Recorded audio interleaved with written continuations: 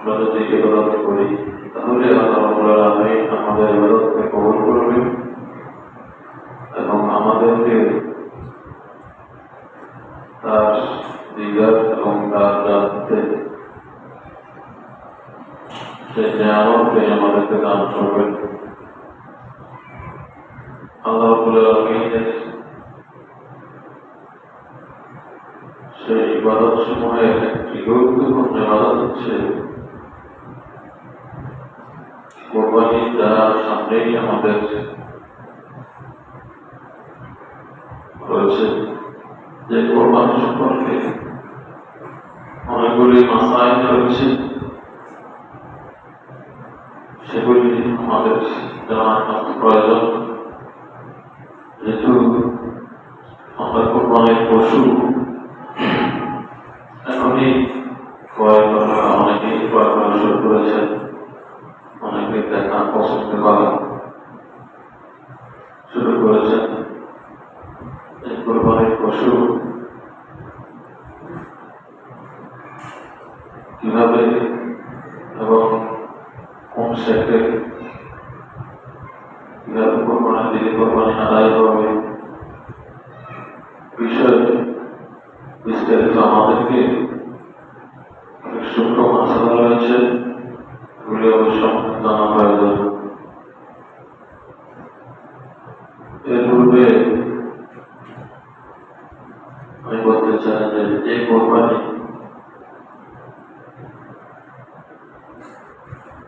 সৃষ্টির শুরু থেকে এই কোরবানির বিধান চলে আসছে।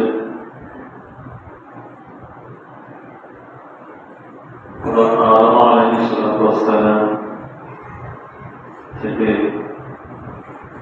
এই কোরবানির বিধান আল্লাহ রাব্বুল আলামিন অবতীর্ণ করেছেন।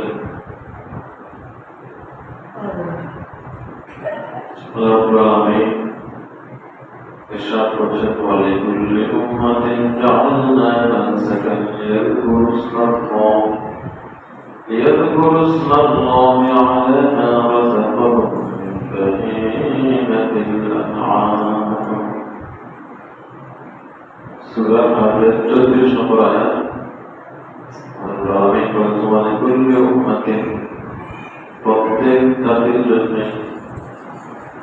জাআলনা মানসাকান, আমি কোরবানির নিয়ম কানুন দিয়ে দিয়েছি, লিয়াযকুরু ইসমাল্লাহ, তারা আল্লাহ রাব্বুল আলামিনের নাম স্মরণ করতে পারে, আলা মা রাযাকাহুম মিন বাহীমাতিল আনআম, তাদেরকে রিজিক হিসেবে আল্লাহ রাব্বুল আলামিন চতুষ্পদ জন্তু দান করেছেন। সেই চতুষ্পদ জন্তুগুলির ক্ষেত্রে আল্লাহর নাম উচ্চারণ করবে জবাই করার সময়। এই বিধান আল্লাহ রাব্বুল আলামিন প্রত্যেক জাতির জন্য সৃষ্টির শুরু থেকে এই বিধান দিয়েছেন। আল্লাহ রাব্বুল আলামিন সেই ঘোষণা করছেন। হযরত আদম আলাইহিস সালাম এর দুই ছেলের কোরবানির বিষয়ে সূরা মায়েদার ২৭ নম্বর আয়াতে আল্লাহ রাব্বুল আলামিন আমাদেরকে এভাবে বর্ণনা করছেন, ওয়াতলু আলাইহিম নাবা বানি আদম বিল হক إذ قربا قربانا فتقبل من أحدهما ولم يتقبل من الآخر واتل عليهم رسول ابنه تلاوة করেছেন نبأ ابني آدم عليه السلام দুই সন্তানের সংবাদ, তাদের ঘটনা। إذ قربا قربانا, যখন তারা উভয়ে কোরবানি দিল, فتقبل من أحدهما, তাদের উভয় থেকে একজনের কোরবানি কবুল হয়েছে, ولم يتقبل من الآخر, অন্যজনের কোরবানি কবুল হয়নি। قال لأقتلنك, قال إنما يتقبل الله من المتقين। হাবিল এবং কাবিল এই দুজন ছিল আদম আলাইহিস সালাম এর পুত্র। হাবিলের কোরবানি কবুল হয়েছে, কাবিলের কোরবানি কবুল হয়নি। যখন তারা ওদের কোরবানি করলেন, কাবিলের কোরবানি যখন কবুল হলো, কাবিল তখন রাগান্বিত হয়ে গেলেন এবং তাকে হত্যা করতে উদ্যত হলেন।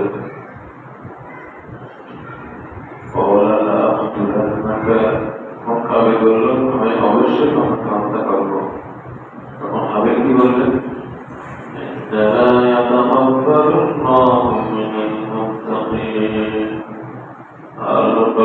মুত্তাকিদের কাছ থেকে কবুল করেন। যারা মুত্তাকি, যারা আল্লাহকে ভয় করে, আল্লাহর ভয় যাদের অন্তরে রয়েছে, তাদের কোরবানি আল্লাহ কবুল করেন। আল্লাহ সেই বিষয়টি আমাদেরকে শিক্ষা দেওয়ার জন্যে আমাদেরকে এই বর্ণনা করেছেন যে কোরবানি করতে হলে মুত্তাকি হতে হবে। আগে মুত্তাকি আমি হতে হলে আমার ইনকাম সোর্স হালাল হতে হবে। হারাম টাকা দিয়ে কোরবানি করা যায় নাই। চুরি করা নাম দিয়ে, চুরির নাম দিয়ে যদি কেউ নাম করে, তার করে সবার আশা করে, তার ইমান থাকবে না। এই জন্য আল্লাহ আমি এই চুরি থেকে মানুষকে বাঁচানোর জন্য সোরের হাত কাটার বিধান দিয়েছেন। তাহলে যে মানুষের মাল যে চুরি করে, সে তো মুত্তাকি নয়। আর কোরবানি কবুল হতে হলে আমাদের কি হতে হবে? মুত্তাকি হতে হবে। মুত্তাকি হলে কোরবানি কবুল হবে। আল্লাহ রাব্বুল আলামিন তখন হাবিলের কোরবানি কবুল করলেন। তখন সিস্টেম এটা ছিল, যার কোরবানি কবুল হবে, আকাশ থেকে একমাত্র মেঘ এসে তার ওই কোরবানির পশুটা জ্বালিয়ে ফেলবে। তখন হাবিলের কোরবানিকৃত পশু যখন জ্বলে গেল, তখন এটা প্রমাণিত হলো তার কোরবানি কবুল হয়েছে। কিন্তু আজকে আমরা যে কোরবানিগুলি করি আমাদের সমাজে, কিন্তু কার কোরবানি কবুল হয়েছে, কারা হয়নি, আমরা কিন্তু সেটা দেখছি না। কিন্তু আমাদের কোরবানি কিভাবে কবুল হবে, আল্লাহ সেটা ক্রাইটেরিয়া, সেটার সিস্টেম আমাদেরকে বলে দিয়েছে। সেটা আমাদেরকে অবশ্যই ফলো করতে হবে। আর এই কোরবানি হচ্ছে রাসূল সাল্লাল্লাহু আলাইহি ওয়াসাল্লাম বলছে যে সুন্নাত ইব্রাহিম, হযরত ইব্রাহিম আমাদের মুসলিম জাতির পিতা হযরত ইব্রাহিম আলাইহিস সালামের সময় থেকেই এই সুন্নাত, এই নিয়ম চলে আসছে। আর এই কোরবানি হচ্ছে ওয়াজিব। সেই বিষয়টি আল্লাহ রাব্বুল আলামিন আমাদের জন্য বর্ণনা করেছেন। কোরআন কারীমে এইভাবে আল্লাহ বলেছেন, রব্বি হাবলি মিনাস সালিহিন ফাবাশশারনাহু বিগুলামিন হালিম। ইব্রাহিম আলাইহিস সালাম আল্লাহর কাছে দোয়া করলেন, রব্বি হাবলি মিনাস সালিহিন, আল্লাহ আমাকে এক সন্তান দান করো। ফাবাশশারনাহু বিগুলামিন হালিম, তখন আমি আল্লাহ বলছেন, আমি তাকে একটি ধৈর্যশীল পুত্র সন্তানের সুসংবাদ দিলাম। এই বৃদ্ধ বয়সে যখন ইব্রাহিম আলাইহিস সালামের একটি পুত্র সন্তান হলেন, তিনি তখন অনেক খুশি হয়ে গিয়েছিলেন। এরপরে আল্লাহ তাকে পরীক্ষা করবেন। ইব্রাহিম আলাইহিস সালাম তিনি হচ্ছেন আল্লাহ খলিল, খলিলকে আল্লাহ পরীক্ষা করবেন। তার এই পুত্র সন্তানকে কোরবানির আদেশের মাধ্যমে আল্লাহ রাব্বুল আলামিন বলেছেন, ফালাম্মা বালাগা মা'আহু সা'য়া, যখন তার ওই পুত্র সন্তান বয়সে উপনীত হলো চলতে পারে। তখন ইব্রাহিম আলাইহিস সালাম তার ছেলে হযরত ইসমাঈল আলাইহিস সালামকে বললেন, ইন্নী আরা ফিল মানামি আন্নী আযবাহুকা ফানজুর মাযা তারা। বৎসর আমি স্বপ্নে দেখেছি আমি তোমাকে কোরবানি করছি, তোমার কি মতামত?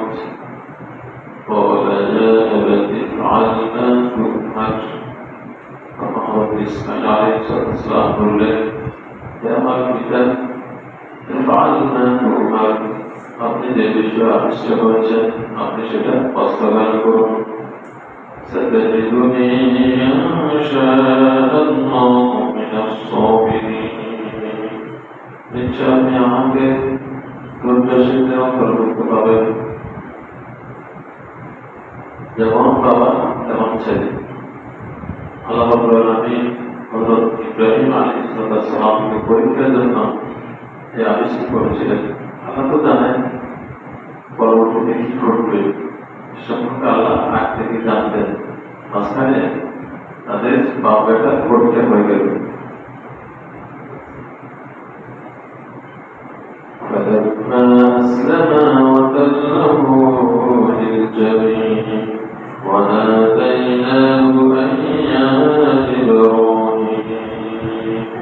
فلما أسلما তখন তারা উভয়ই আত্মসমর্পণ করল, মানে আল্লাহর আদেশের সামনে আত্মসমর্পণ করল। আর এই আত্মসমর্পণটাই হচ্ছে কোরবানির শিক্ষা। আল্লাহ রাব্বুল আলামিন আমাদেরকে তার রাসূলের মাধ্যমে যে কোরআন দিয়েছেন, যে ইসলাম দিয়েছেন, এই ইসলামের কাছে আত্মসমর্পণ করা, আল্লাহর কাছে আত্মসমর্পণ করা, আল্লাহর আদেশের সামনে আত্মসমর্পণ করা। ইসলাম হচ্ছে শান্তি, ইসলাম থেকে অর্থাৎ আত্মসমর্পণ করা। যদি আমি আল্লাহর আদেশের সামনে আত্মসমর্পণ করতে পারি তাহলে আমি মুসলিম। আর যদি আমি আল্লাহর আদেশের সামনে আত্মসমর্পণ করতে না পারি তাহলে আমি মুসলিম নই। তাহলে এই কোরবানির মাধ্যমে আমরা আমাদের মাঝে যে পশুত্ব রয়েছে এই পশুত্বকে কোরবানি করতে হবে। কথায় কথা বলেন না যে মানুষের মতো মানুষ হয়। মানুষের মতো মানুষ হওয়া তার মানে পজিটিভুল, ভদ্র, মাতৃত্ব, ধার্মিক মানুষ হয়। যে মানুষ আল্লাহ রাব্বুল আলামিনের প্রত্যেকটি আদেশকে অক্ষর অক্ষরে পালন করবে, যে মানুষের সামনে আল্লাহর আদেশ সবচেয়ে উপরে থাকবে, সেটা হচ্ছে আদর্শ মানুষ আর মানুষের মতো মানুষ। আর যদি সে ধরনের আদর্শ মানুষ আমরা হতে না পারি তাহলে আমাদের জন্য দুঃখ এবং আমাদের জন্য লাঞ্ছনা। আল্লাহ রাব্বুল আলামিন কোরআনে বলেছেন, ফালাম্মা আসলামা ওয়া তাল্লাহু লিল-জাবিন ওয়া নাদাইনাহু আন ইয়া ইব্রাহিম। ফালাম্মা আসলামা তখন তারা উভয়ে আত্মসমর্পণ করল, ওয়া তাল্লাহু লিল-জাবিন এবং তাকে শোয়ানো হলো, তাকে ঠিক করে শোয়ানো হলো। ওয়া নাদাইনাহু আন ইয়া ইব্রাহিম। তখন আমি ডাক দিয়ে বললাম, হে ইব্রাহিম, নিশ্চয় আপনি আপনার স্বপ্নকে বাস্তবায়ন করেছেন।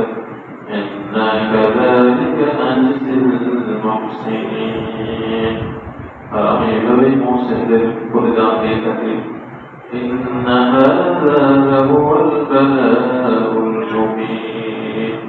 আর নিশ্চয়ই এটি ছিল একটা পরীক্ষা।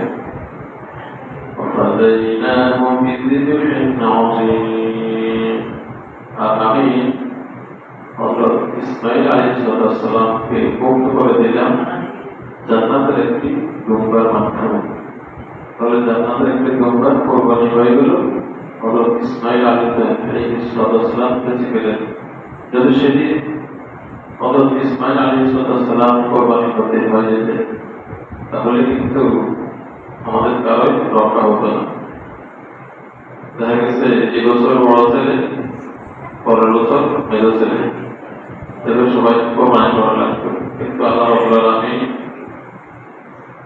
একটা সুন্দর নিয়ম আমাদের জন্য দিয়েছেন। আসলে ইসলামের সৌন্দর্য, ইসলামটা হচ্ছে অনেক সুন্দর, অনেক মানবিত, অনেক ভদ্র, এবং ইসলাম দুনিয়ার মানব রচিত সকল মতবাদের উপরেই ইসলামের স্থান। ইসলামের যে আমাদের অনুকরণীয় গ্রন্থ চাল কোরআন, আর এই আল কোরআনের ভুল দেওয়ার জন্য যত বিজ্ঞানী, যত লোক চেষ্টা করেছে, সবাই মুসলিমতে ব্যর্থ হয়েছে। আল কোরআনের মধ্যে কোনো ভুল নেই, যেটা আল্লাহ রাব্বুল আলামিন সূরা বাকারার শুরুতে ইরশাদ করেছেন। وَتَرَكْنَا عَلَيْهِ فِي الْآخِرِينَ। এরপর আয়াত বলছেন যে আল্লাহ বলছেন যে আমি ইব্রাহিম আলাইহিস সালামের সুখ্যাতি পরবর্তীতে যারা আসবে তাদের জন্য এটা রেখে রাখলাম, যে তারা ইব্রাহিম আলাইহিস সালাম কিভাবে আল্লাহ রাব্বুল আলামিনের আদেশকে অক্ষরে অক্ষরে পালন করেছে। এই আদর্শ, এই অনুকরণীয় এই আদর্শটি আমাদেরকেও আমরা অনুসরণ করতে পারি। আল্লাহ রাব্বুল আলামিন আমাদের জন্য ইব্রাহিম আলাইহিস সালামের সেই সুখ্যাতি আমাদের জন্য বর্ণনা করেছেন কোরআন কারীমে। ওয়াসালামুন আলা ইব্রাহিম, ইব্রাহিম আলাইহিস সালামের উপর শান্তি বর্ষিত হোক। وكذلك نجزي المحسنين إنه من عبادنا المؤمنين। আমি এইভাবে মুহসিনদের প্রতিদান দিয়ে থাকি। إنه من عبادنا المؤمنين। আর ইব্রাহিম আলাইহিস সালাম হচ্ছেন আমার মুমিন বান্দাদের একদল। আল্লাহ রাব্বুল আলামিনের যে মুমিন খাস বান্দা, তার খলিল হচ্ছেন ইব্রাহিম আলাইহিস সালাম। তাহলে আমরা এখান থেকে একটি আরেকটি শিক্ষা পাই। আল্লাহ বলছেন যে ওয়াকাযালিকা নাজজিল মুহসিনিন, আমি এভাবে মুহসিনদেরকে প্রতিদান দিয়ে থাকি।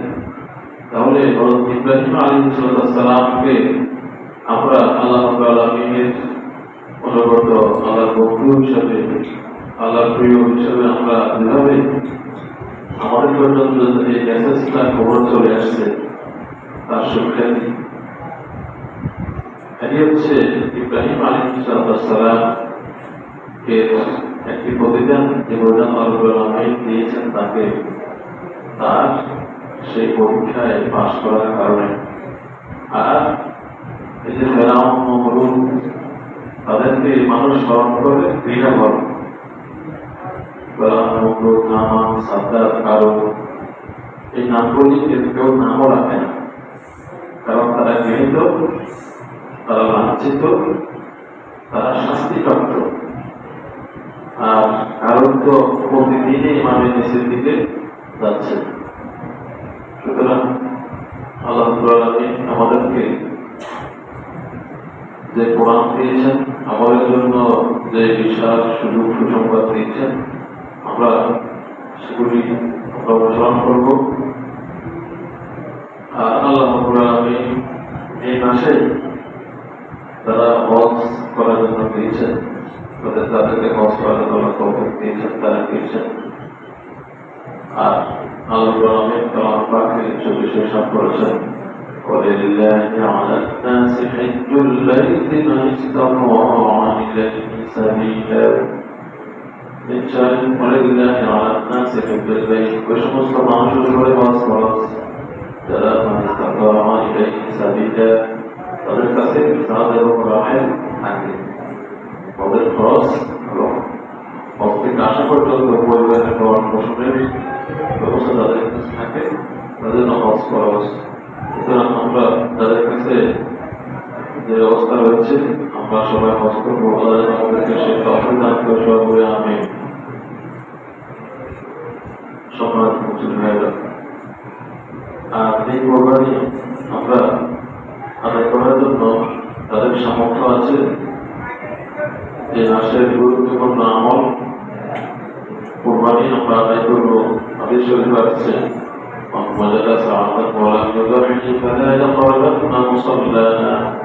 রাসূলুল্লাহ সাল্লাল্লাহু আলাইহি ওয়াসাল্লাম ইরশাদ করেছেন, হাদিসটি মুসনাদ হাকিমে এসেছে, যে ব্যক্তির সামর্থ্য থাকে বলা জবাবি সামর্থ্য থাকার পরেও সে কোরবানি করে নাই, সেজন্য আমার বিজ্ঞানে না আসে। রাসূল কত বড় ধমক দিয়েছেন, আমরা একটু চিন্তা করব এই হাদিসটার প্রতি। এখন প্রশ্ন হচ্ছে, কোরবানি কাদের কোরবানি এবং কোন সময় করতে হবে, কি ধরনের পানি দ্বারা করতে হবে, আর পানিটি কোন কোন দোষে দোষী হতে পারবে না, এই বিষয় সম্পর্কে আমাদেরকে জানা অতি প্রয়োজন। কোরবানি ওয়াজিব হচ্ছে প্রাপ্তবয়স্ক যারা, তাদের উপর কোরবানি ওয়াজিব। সুস্থ মস্তিষ্ক সম্পন্ন তাদের উপর ওয়াজিব। তাই পাগলের উপর কোরবানি ওয়াজিব নয়, মাওয়ালাদের উপরেও কোরবানি ওয়াজিব নয়। যদিও তারা নেশার পরিমাণ সম্পদের মালিক হয়, কোনো মাওয়ালে বা কোনো পাগল, তাদের উপর কোরবানি ওয়াজিব নয়। আর নিসাব কাকে বলে, এই বিষয়টা আমরা জানবো। নিসাব হচ্ছে যে পরিমাণ সম্পদ থাকলে যাকাত দেওয়া ওয়াজিব, সেই পরিমাণ সম্পদ যার কাছে থাকে ওই 3 দিনে, জিলহজ মাসের 10, 11, 12 এই 3 দিনের মধ্যে যাকাতের জন্য ওই মালটা পুরো বছর থাকা শর্ত। কিন্তু কোরবানির জন্য শুধুমাত্র 10, 11, 12 এই 3 দিনের মধ্যে যারা এই নেশার পরিমাণ মালের মালিক হবে তাদের জন্যই কোরবানি হবে।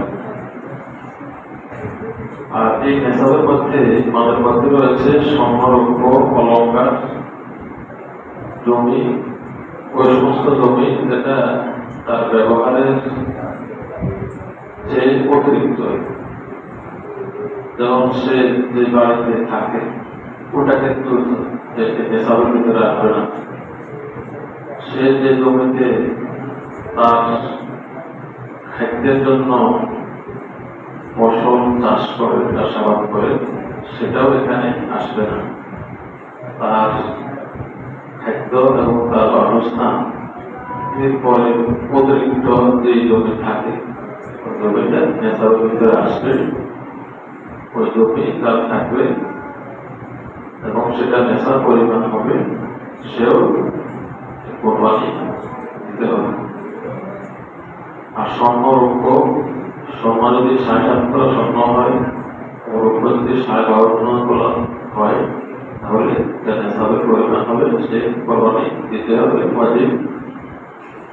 অথবা স্বর্ণ, রৌপ্য এবং অন্যান্য তার প্রয়োজনের বাহিরে অতিরিক্ত অন্যান্য সকল সম্পদকে নিয়ে যদি 52 তোলা রৌপ্যের সমান করে, দেখা গেছে স্বর্ণ এককভাবে 7.5 তোলা নাই, রৌপ্য এককভাবে 52 তোলা নাই, কিন্তু স্বর্ণ, রৌপ্য এবং অন্যান্য সম্পদ যোগ করলে সেটা 52 তোলা রৌপ্যের সমান হয়ে যায়, তখন তার উপরে কোরবানি দিতে হবে, কোরবানি ওয়াজিব।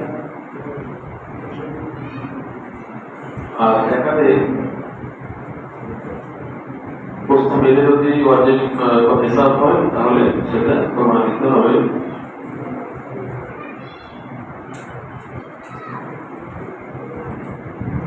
আর মুসাফির ব্যক্তির উপরে কোরবানি ওয়াজিব নয়। মুসাফির যে সফরের জন্য বের হয়েছে, সেটা 48 মাইল অথবা 78 কিলো, কিলো হিসাবে একটু বেশি আর মাইলের হিসাব কম। যদি 48 মাইল দূরে চলে যায় তার বাসস্থান থেকে, অথবা 78 কিলোমিটার চলে যায়, তাহলে সে মুসাফির, তার জন্য কোরবানি ওয়াজিব নয়। তবে নাবালিকের পক্ষ থেকে যদি তার অভিভাবক আদায় করে, তাহলে সেটা করতে পারে, আর দরিদ্র ব্যক্তির উপর কোরবানি ওয়াজিব নয়। যে ব্যক্তি নেশা পরিমাণ মালের মালিক নয় তার জন্য কোরবানি ওয়াজিব নয়। কিন্তু যদি দরিদ্র ব্যক্তি তার উপরে কোরবানি ওয়াজিব না হওয়া সত্ত্বেও যদি সে কোরবানির পশু ক্রয় করে তাহলে কিন্তু তার উপর কোরবানি ওয়াজিব হয়ে গেছে। শরীয়তের বিধান এর সাথে একটু করছে আর কি, সেজন্য শরীয়ত তাকে কোরবানি দিতে হবে। আর এই মাথাটা আসছে বাবা সমান দিতে হবে। সাহেবের নেশাব দিনে কোরবানি দিতে না পারলে একটি ছাগলের মূল্য পরিশোধ করা হয়। অর্থাৎ কোন সাহেবের নেশাব যদি যে নেশা পরিমাণ মালের মালিক আছে কিন্তু 10, 11, 12 এই 3 দিনের মধ্যে সে কোনো ব্যস্ততা বা অন্য কোনো কারণে কোরবানি দিতে পারে না, তখন সেক্ষেত্রে তাকে একটি ছাগলের মূল্য পরিশোধ করে দিতে হবে। আর এটা হচ্ছে সে পশু ক্রয় করে নেয় না করার সময় হচ্ছে এই মশালা। কিন্তু যদি সে পশু ক্রয় করে থাকে কিন্তু তার অন্য ব্যস্ততার কারণে সে কোরবানিটা করতে পারে না, পশুটা জবাই করতে পারে নাই, তখন তাকে পুরো পশুটাই হত্যা করে দিতে হবে। আর এই কোরবানিটা করতে হবে ঈদের নামাজের পর। যেখানে ঈদের নামাজ হয়, ঈদের নামাজ পড়ার পরেই কোরবানিটা করতে হবে। ঈদের নামাজের আগে কোনো অবস্থায় কোরবানি করা যাবে না।